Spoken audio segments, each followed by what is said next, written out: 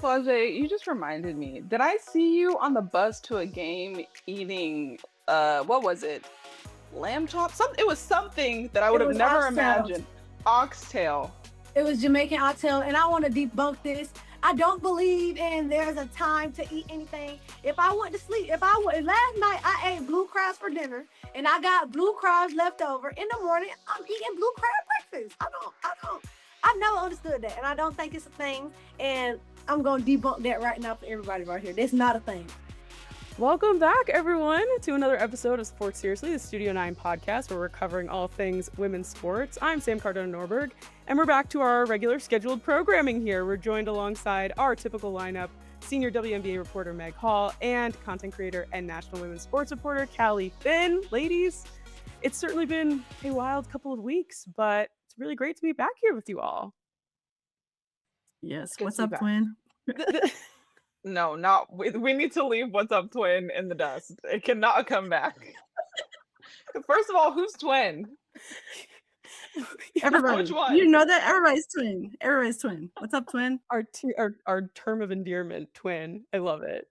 Ridiculous.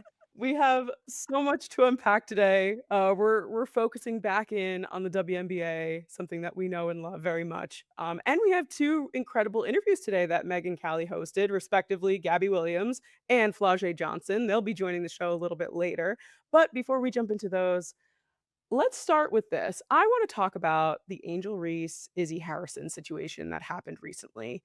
And for those that don't know, Izzy and Angel were being physical in the paint, and there was a common foul that turned into a flagrant 2, which led to Izzy being ejected. It seemed like things were just very odd and strange. Meg, I'll start with you here. What is going on? Because I feel like this is like I'm watching the Knicks finals run all over again with these refs, like calling flagrants here, calling common fouls here. Like, I'm very confused. Tell me what's happening. I mean, the league as a whole has gotten a lot tighter and stricter on its foul calls, so you're going to see that a lot more. Things that typically maybe weren't called before last season are now going to get called this season, and players are having to adjust to that. And so you're going to see sometimes a little bit of frustration with the referees, as we've seen some players call referees directly out in games. And then the situation with Izzy and with Angel, essentially, in my mind, it is like, hey, this is two competitors going back and forth, but things really escalated when Izzy Harrison had that, I guess you could call it a takedown, if you will, of Angel Reese. Like, it's really extra unnecessary contact, I feel like.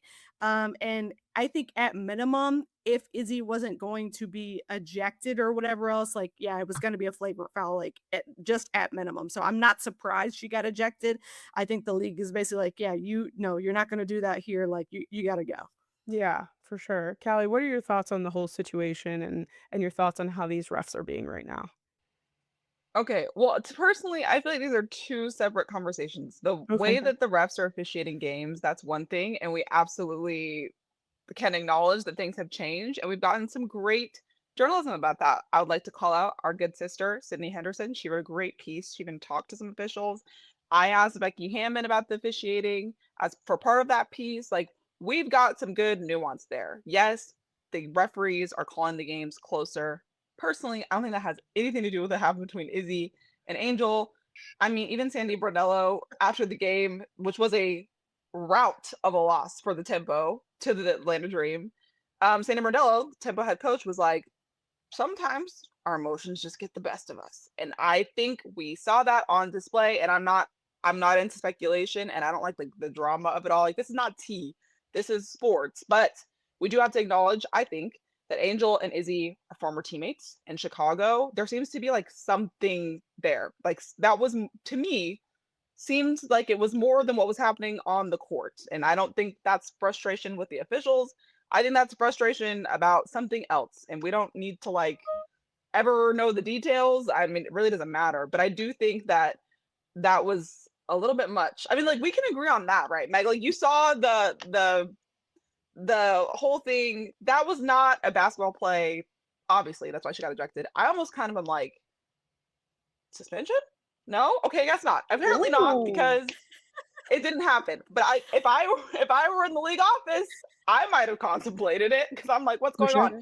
And okay, last thing for me, because I know we have other things to get to, but I do want to say when we talk about officiating and like the physicality of this league, a lot of the time we talk about Caitlin Clark, right? Like that is like the media narrative all the time. It's like, oh my gosh, people play so hard against her.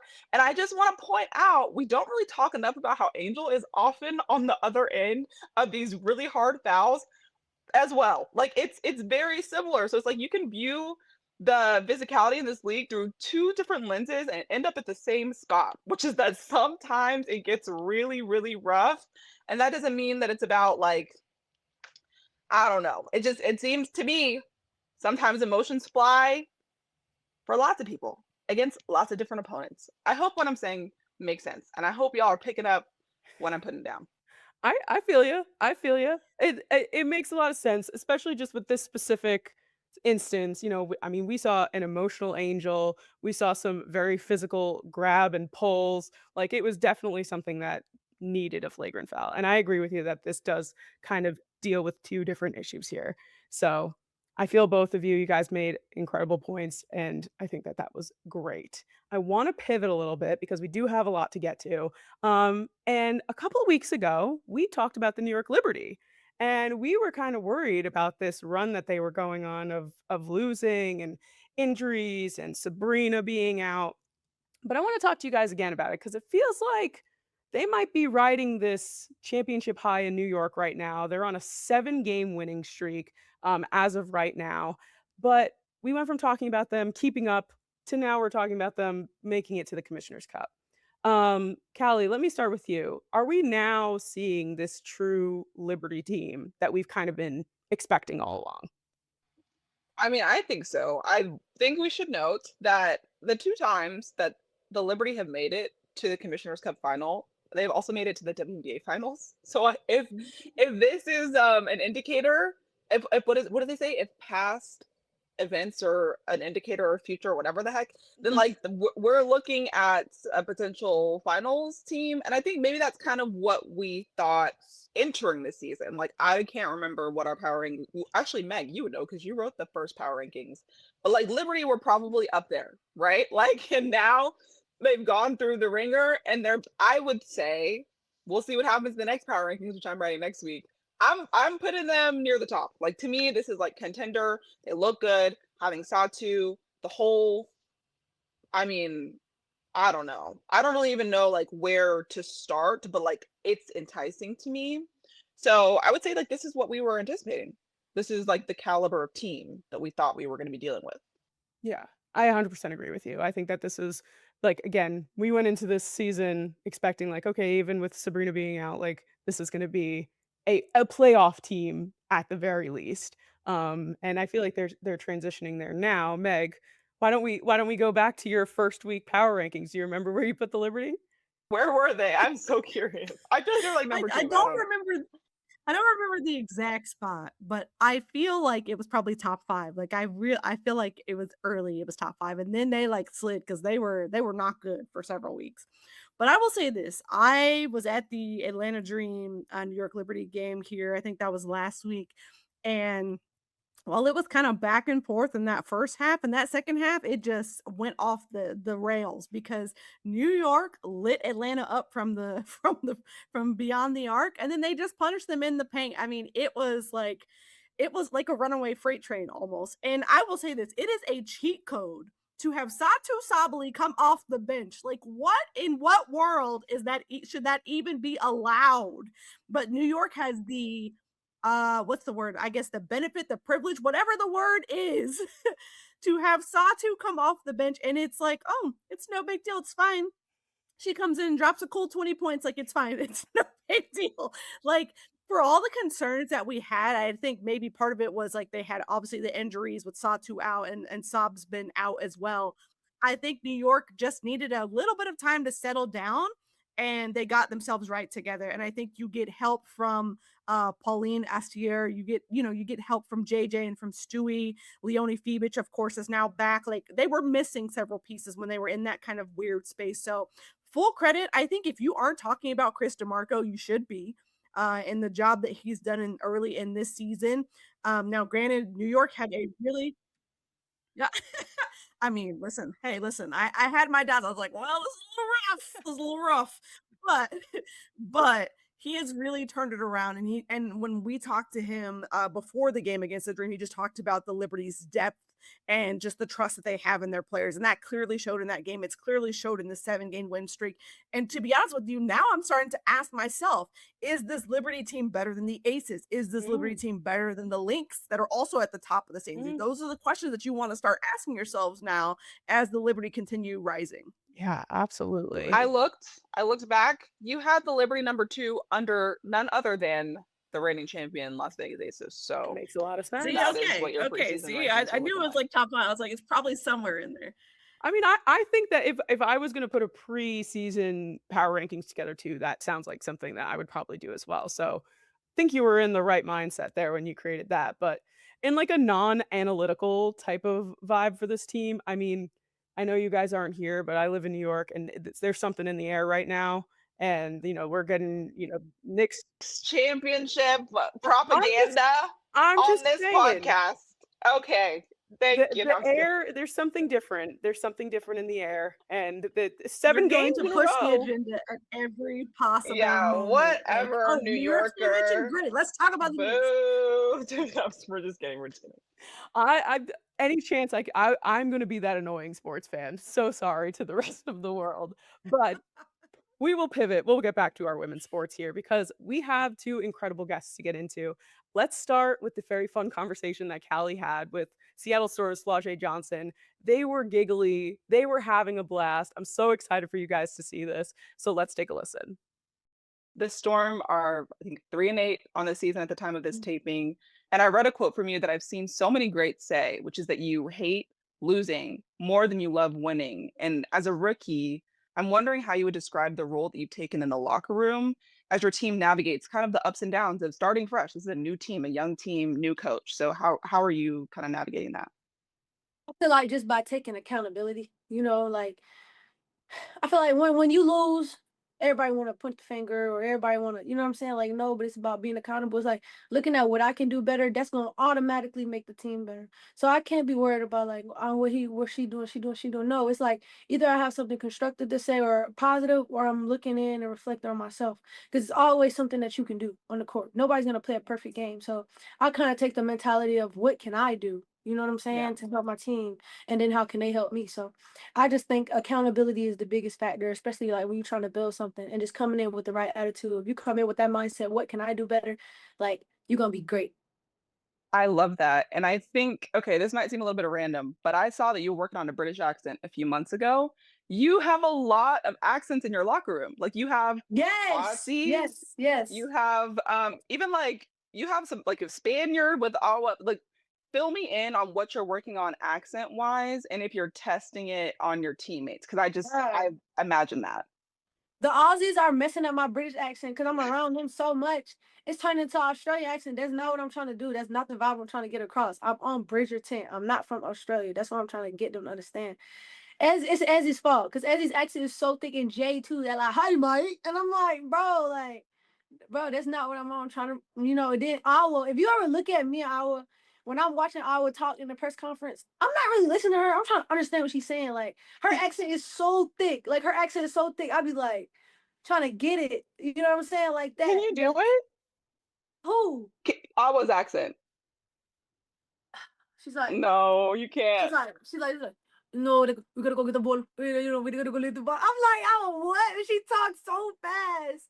So I be like trying to figure out what she's saying for real. But on the court, I know what she's talking about. So we be on the same Right. page.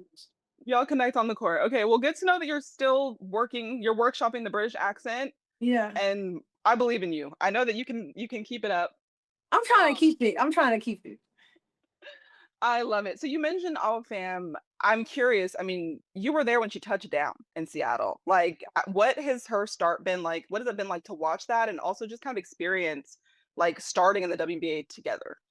I love her. I love Awa. She's such a girl's girl. She's such a team player. She has such a pro mindset. I just love everything about her. She's beautiful. She's kind.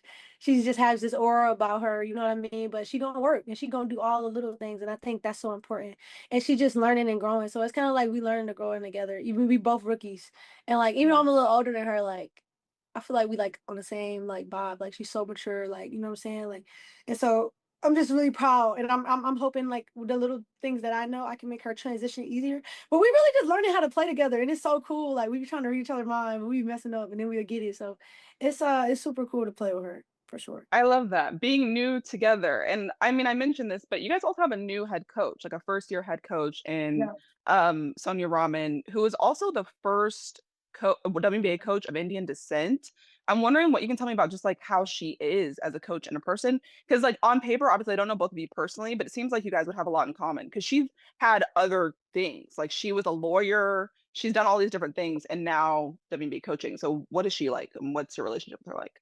Yeah, I think I definitely inspire her to, do two things. Not just like Coach Sonya, she's great, bro. She's so smart. Like the smart, like I'm like, how do you come up with this stuff? But like it's crazy. Like she'll draw something on the board and then it'll work like magic. And I'd be like, what is going on in your mind? So I'm really just trying to pick her brain. Like she's very smart.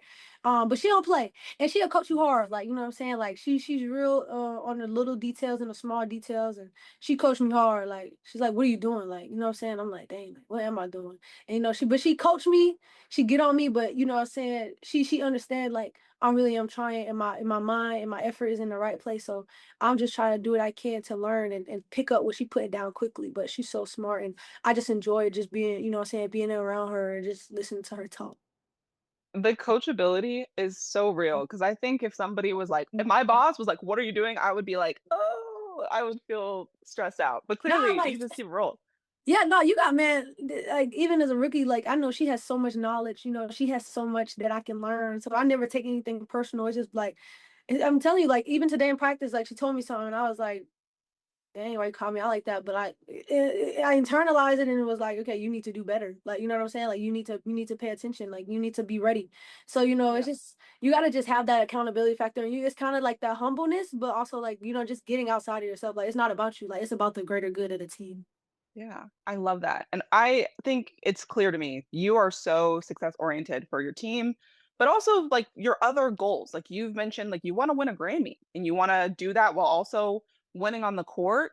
Can you fill me in on what that balance has been like? 'Cause I know from the outside looking in, people can be like, oh, how's she going to do both? Like, how are you still able to kind of pursue your music goals right now in the context of your rookie season while also, focusing on the game? I'm telling you some real like I really this part of my life, I sound like Will Smith. This part of my life is called like balance. I feel like, Yeah. man, I've been so locked in for 4 years. Like, I never really understood what it was to have like a real personal life. And I feel like my music comes from my experience and what I do and the people I meet and how I connect. So I've been trying to figure out, like, okay, what do you like outside of music and basketball? Like, so I'm really just learning myself. Like, I like going into nature. Like, you know what I'm saying? I like doing different things. So in Seattle, I'm kind of just doing a lot of reflecting and learning about myself. And I feel like that'll make my art much better, but really, I've been focusing on um how to be more present as a person. I feel like I'm so like basketball, basketball, basketball, figure it out. That I think it could kind of hinder me because like all I'm thinking about is basketball, doing this right. And I'm like, you gotta live. Like people are telling me that. So that's been one of my focuses. But of course I'm always focusing on music. I got a song that I dropped. I got some music coming. I always got stuff in the tuck. That is not a question. But really this has been a real personal journey for me recently. And I can understand people when they see like they leave college and they struggle a little bit, Mhm. and for me, it's not me struggling financially, it's not me, but it's more of that mental struggle of like who am I now? Like, who do I want to be? How do I want my life to look? So I can totally relate to like everybody coming out of college and figuring that out. But it's like I go right into something new. So it's like, dang. Yeah, I mean, your identity, it does change, but it's so cool to Yeah. learn that like you're learning more about yourself. And that makes me really excited for the music, which you kind of teased for us at USA Today. Yeah. So we appreciate that. Yeah. We're Yeah. excited to see what comes next. I do want to ask you though, people always do this with rookies. They ask about their welcome to the league moments because they're wanting to Yeah. hear something like terrible or crazy.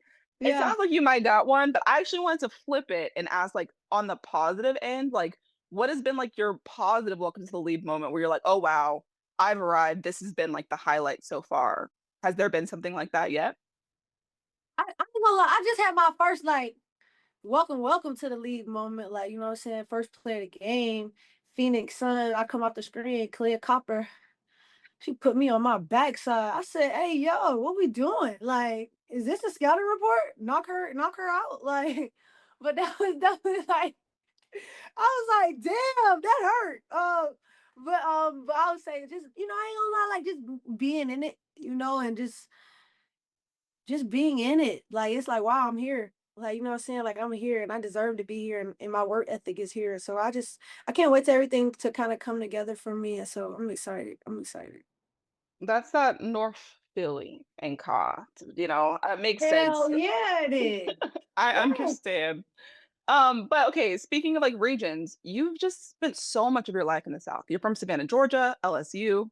Obviously, we're real Southern, but now you're in Seattle, and I know those climates are not even close to the same. Is that like something you have to adapt to, being in like a completely different zone? Like, what does that felt like for you?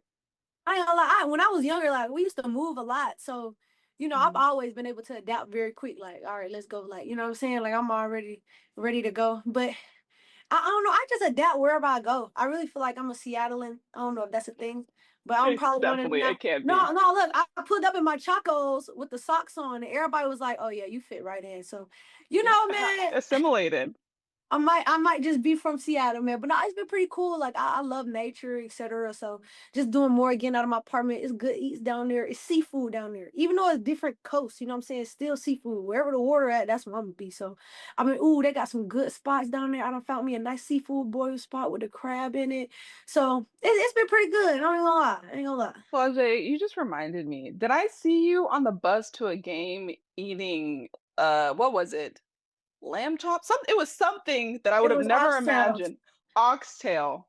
It was Jamaican oxtail, and I want to debunk this. I don't believe in there's a time to eat anything. If I went to sleep, if I went last night, I ate blue crabs for dinner, and I got blue crabs left over. In the morning, I'm eating blue crab breakfast. I never understood that, and I don't think it's a thing. And I'm gonna debunk that right now for everybody right here. That's not a thing. You're saying your stomach doesn't know what time it is. Is what It's 5 o'clock somewhere. You feel me? That's my mindset. Okay, I love how the accent came out strong because you're serious. You're not playing. Like this is people need to know that. So she's dead serious. Okay, I kind of like teased it. We talked about LSU a little bit. I'm sure you've been asked to do this before, but I want you to do it for USA Today. Is there like an LSU Mount Rushmore that you could create for us? Like the best of the best in LSU sports. You got to put them up there. I think I don't know how many people are on Mount Rushmore. What is it like 5, 4, whatever. So what's your LSU Mount Rushmore? I'm gonna do all sports then. Yeah, all sports, not All basketball. Like right, doesn't have to be basketball. gymnastics. I'm gonna go Haley Bryant. Football, I'm gonna go. Okay, for me, okay. Overall, it's Joe Burrow, but for me, I'm gonna go Jaden Daniels because that's who I see. That was my quarterback. You feel me? That Okay. was my quarterback when we rushed the field on Alabama. That was my quarterback. And if we had a good defense, don't even get me started. And then let's go basketball. We gotta go Shaquille O'Neal. We gotta go Simone Augustus. We gotta go Yes. there. Yes. Um, who am I missing? Baseball, we're gonna go Paul Skeens. You know what I'm saying? We're gonna go Paul Skeens. And yeah, track, we're gonna go Shakari. We're gonna go Shakari. Yes. So, My we got girl a lot of Shakari. champions around LSU, man. So, that's my list right there. I probably just went through everybody, but that's my list. I love it. That's great company. All right, another incredible conversation that Callie had with Flau'jae. I will say, Callie, I was cracking up when you were bringing up her seeing her on the bus and eating the oxtail on the bus. The Absolutely terrible. And then she had the nerve to like she was not joking. Like I'm laughing and joking. She was dead serious. Like she's like firm and the fact that you can eat whatever you want anytime. And maybe we should all adapt to that. I don't know. Yeah, I mean, I love that mindset. I really, really do. But let's waste no more time and jump right into our next conversation here and Meg's chat with Golden State Valkyries, Gabby Williams. Let's check it out. All right, so obviously you were a free agent during probably what was one of the most unprecedented periods in WNBA history. So I have to ask, like, what was the hardest part about perhaps navigating that? And then after diving in, like, what made Golden State the best choice for you? The hardest part was the time difference because I was in Turkey. Mm, That was honestly the hardest part was, we didn't have the CBA, so teams weren't allowed to come see me and do free agency meetings there. And then we had about 11 days or something like that of free agency. And so it was Zoom calls, but Zoom calls at either like 5 a.m., 6 a.m., or 1 a.m. in order to make it work, like having 7 or 8 calls a day. oh my That goodness. was the hardest part, honestly. Okay, so after you're navigating this, like these insane, kind of time changes, what about Golden State like told you? What made you say, "Yep, I'm in"? Uh, to be honest, like I just had so much fun on the call. Mm, Like me, even my agent was just kind of like listening and not even really. She participated a little bit, but she was just listening, and she had a grand time too. Like even just talking to Nat and like it was just great energy and great vibes, and I think it was really obvious that we were very similar in what our wants were. mm, And then what sealed the deal, I've already talked about this, but was talking to Mr. Joe and hearing his motivation and how fired up he is, that was like the cherry on top that made me come here. okay, okay. Is it fair to say that maybe perhaps you'd been watching Golden State's like rise since they got into the league and just all their success they had last year? Of course, yeah, it was very from an outsider, it's very obvious to notice what they were building. Okay. Okay. All right. So I do want to kind of transition into that as well. Like I've had the pleasure of talking to Natalie. I've talked to Jess Smith as well. And to me, it feels like, hey, they have very clearly said, hey, this is what we want to do. This is where we want to go. Has that been your experience as well, like playing underneath Natalie Nakase, or what's been, kind of your vibe from her that you've had now? You have a couple of games underneath your belt. Where we want to go as far as like, we want to win. Like that's what you're Yes. Yeah, absolutely. um yeah, I wanted to that was like number one on my list when I was looking at teams. I wanted to go to a team that their goal was to contend. Okay. Okay. Okay. All right. So you got contending. You've got a front office staff that you absolutely like, and now you get a chance to kind of bond with players. Let's kind of dive in there. I saw that you and Veronica Burton have kind of had this bond building. What's that been like? I guess kind of getting your bond deeper with her, and then like what makes VB like so special on the court?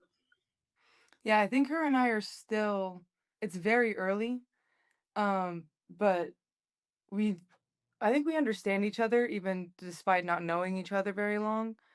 Um, we both watched each other from a distance. We both understand each other's journeys. I think we can relate to each other. So I think that's what's it's been easy to talk to her because I just talked to her how I would talk to myself almost or want to be talked to. So it's like, okay, like this saying this would might work for me, maybe it'll work for her. And I think she's similar. Like she knows what I need to hear. So I think that's why it's been kind of seamless as far as like our relationship. And then but I mean everybody is just so receptive and everybody is so unselfish on the team. So it makes it very easy to build relationships and for everyone to have a voice in the locker room. Okay. Okay. How has joining Golden State kind of transformed you as a leader? There's actually expectation on me to lead Mm, here. Which is yeah, as far as in the W, that's been like a first for me, where it's being asked of me from the coach. okay. Is that something that you're like, hey, I'm willing to jump in, or is it something you kind of had to grow into as you've kind of spent time with the Valkyries? I mean, it's habits.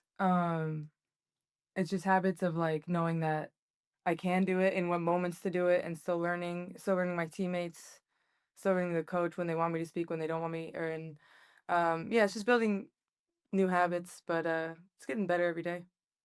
Okay, okay. All right. So I do want to talk a little bit about the Valkyries as a whole. I like to think of you as one of the best two-way players in the league. So I always like to ask these sorts of questions because I kind of want to get into your mind a little bit and see what you think. But without giving away all the answers, if you had to make a scouting report on the Valkyries, like what kind of team is Golden State? Like what would that scouting report say? How do I answer this question?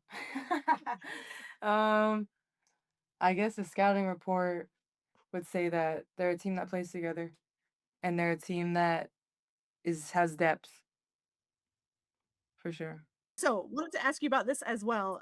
There's several WNBA teams that are like rolling out almost like chains for big playmakers. So I wanted to ask you if you have any thoughts on those. One, and then two, like what would a Valkyries chain look like? Oh, I have seen those. I have. I guess what would ours look like? Our theme this year is kind of like we really want to go at teams and punch them. So I would say like the Hulk smash, like the Hulk fist, like Hulk smash. I would say. Okay, okay, I like it a lot. I like it a lot. Okay, all right. So obviously, keeping in the theme of talking about the Valkyries, there are a lot of celebrities that tend to come to Valhalla and kind of view your game. So I had to ask you, in like a dream scenario, who is sitting courtside? Who would you like to see come to a game? Since I'm in Oakland, I want to see Zendaya and I Okay. want to see Kaylani. Like I want to see Oakland grown people. I want to see Too Short. Like yeah, probably that would be. But for sure, Kaylani and Zendaya have to come to a game for sure. Okay, okay. I'm assuming big Um, fans of movies and music. yeah, yeah, definitely, both. Okay. All right. One final question from me. Obviously, the WNBA is coming up on this is the 30th anniversary of the league. And I wanted to ask you how you felt about, I guess, being part of one of those teams that is essentially contributing to the growth of the league as it moves forward. I guess my question to you is how do you think that Golden State has contributed to that jump that we're now seeing amongst the league? Uh, I feel really thankful to be a part of, or just the league in general at this day and age. I think like the work that has been done by the players for the last 30 years and even before that, before the W, by women athletes has set us up in an amazing way. Um, and I think like we just have to keep paying that forward. And I think being a part of a franchise like the Valkyries, they're setting the standard as far as what they pour into their athletes, their staff, their operations.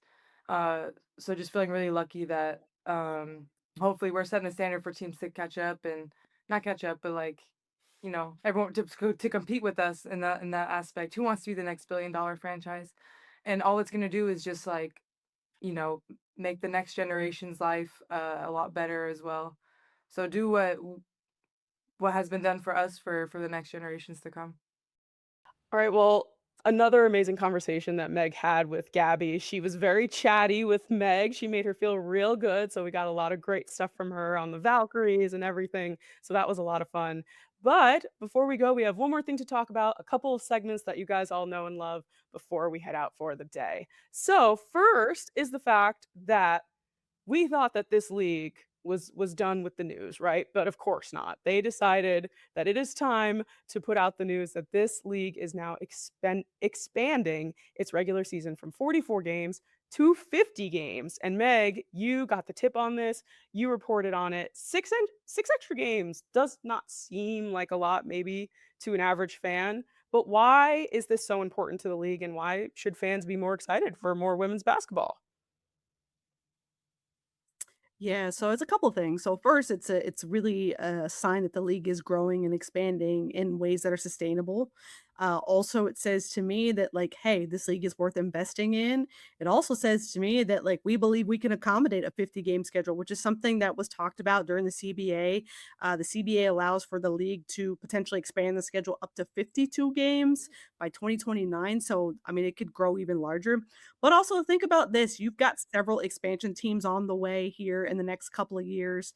And so I think that for this schedule, you'll probably see it run into potentially closer to, probably November if we get these 6 games in, depending on, how they're going to lay out the schedule. But I think this was always the goal. At some point to get to that 50, 50 game schedule. It would not surprise me at all if this stays at 50 for a couple of seasons and then bumps to 52. All right. Yeah. This is who doesn't love more basketball, right? Callie, do you have any thoughts about the league expanding the regular season? I like to be a little bit of a Kelly Scrooge has lots here of thoughts. because Yeah, give it to me. Let me hear it. let's yes, we love more basketball. Who doesn't? Obviously, we love the WNBA. We want to see the games. However, we have not significantly expanded roster depth. We're still at what, 12 spots plus developmental piece players, which like we're still kind of working through how those are going to be used. And so I personally, I do think this is like positive and everything that Meg is saying is true about what it represents and what it's signaling about like the success of the league.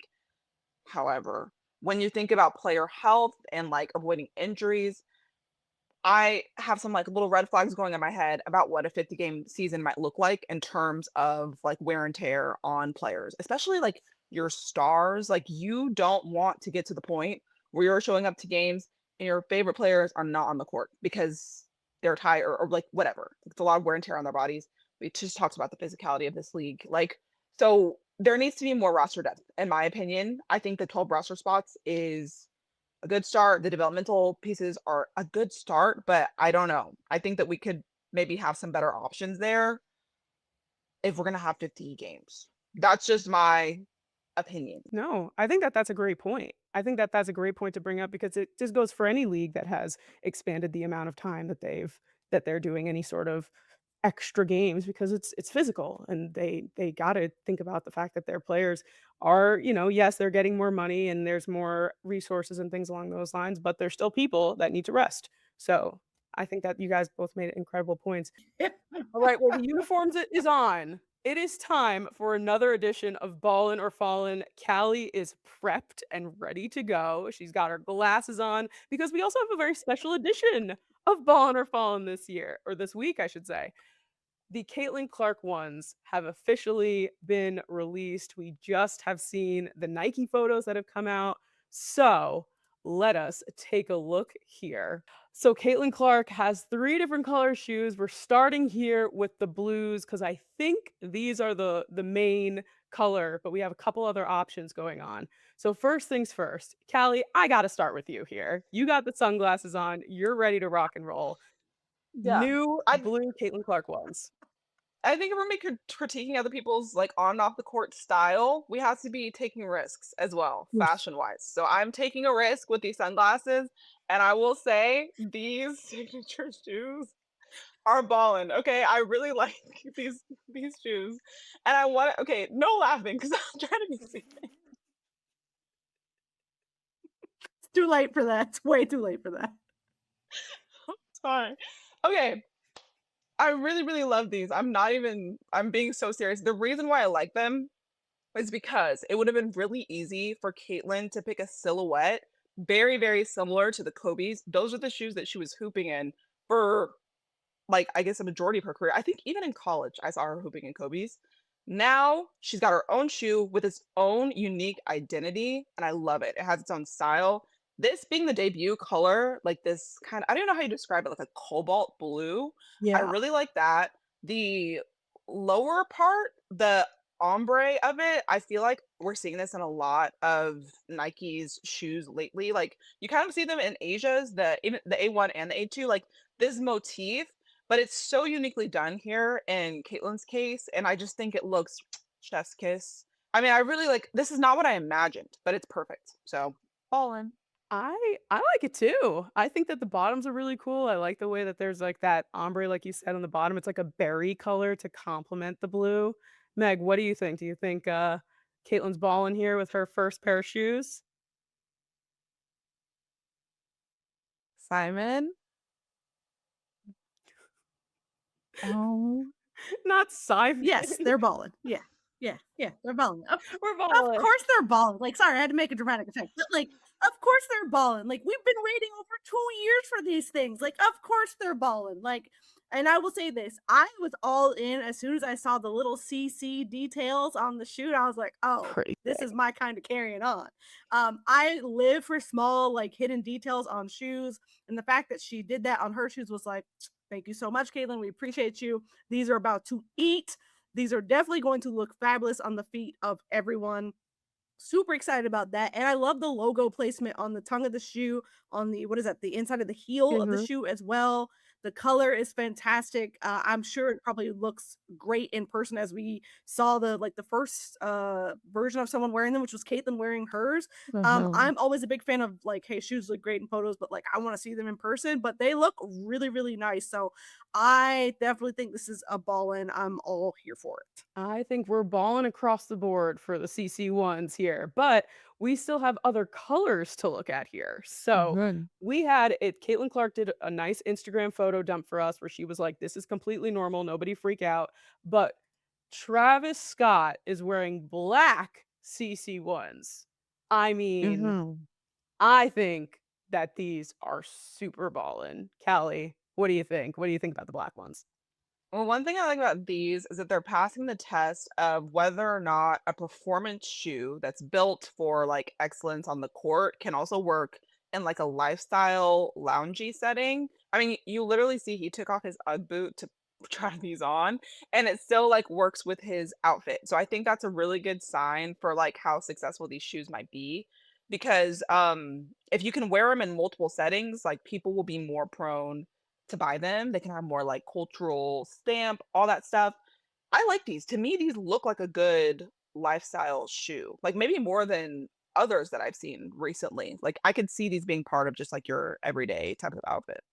Yeah. Meg, what do you think? Do you like the black? I know you love a good color. Um, Yeah, I'm here for the black. I would probably say I like the blue more, but I think that's probably just because I don't wear a ton of like all black shoes. I love a good pop of Mhm. color, but I'm not mad about the black. They look great. I'd love to see if they have that like if they had the swoosh was in silver. I can't really tell from the picture. It looks like it might be black, but if there was like a silver swoosh, yeah, count me in.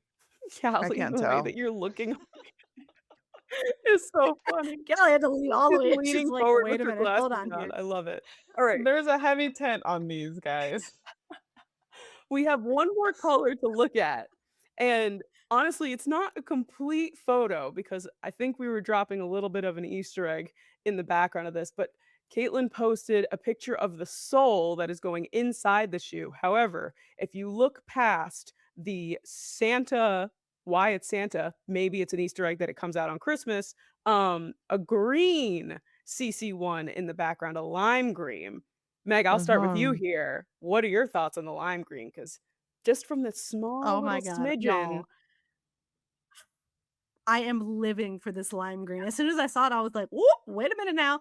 I think I found my colorway that I will be buying of the CC1 K the ones. Like, y'all, I have bought weird colors, strange colors of shoes in the past. Like, again, I love a good pop of color. That which is why I was like ecstatic that Asia Wilson dropped her A1s in pink. That was the first color there. Lovely. Sabrina Ionescu has like a multitude of colors and her sobs like give me all the colors starting with this like cannot wait, and if it comes out at Christmas, my husband, if you're listening to this, sir, just already put it on the list. Like there's no discussion that needs to be needed. It is something I will want. There you I go. love I it. love Callie, what do you think? Okay, maybe I'm like an accidental sneakerhead because looking at this, I'm like, this kind of feels like it can be her version of the Kobe Grinches. You guys, those were super, super popular like when I was in college. Ooh. Ooh. And so honestly, like, the shape of her shoe seems more, like, apt for a shoe that would be nicknamed the Grinch, you know what I'm saying? Like, it has the right color, like, all that stuff, so these are, like, the Caitlyn Grinches, I feel like, that's, like, the Easter egg there. Also, if we talk about this, like, inner soul or whatever that's called, this is an Easter egg, I think, to Taylor Swift, and I'm not even a Swiftie. Sam, I feel like you might be, Yes, it but I is. the am. I figured, and so you explain. You explain because I don't actually know about the bracelets, but I know that's a thing with the Eras Tour. Yeah, I love that. Actually, I didn't even pick up on that, so that's amazing that you did.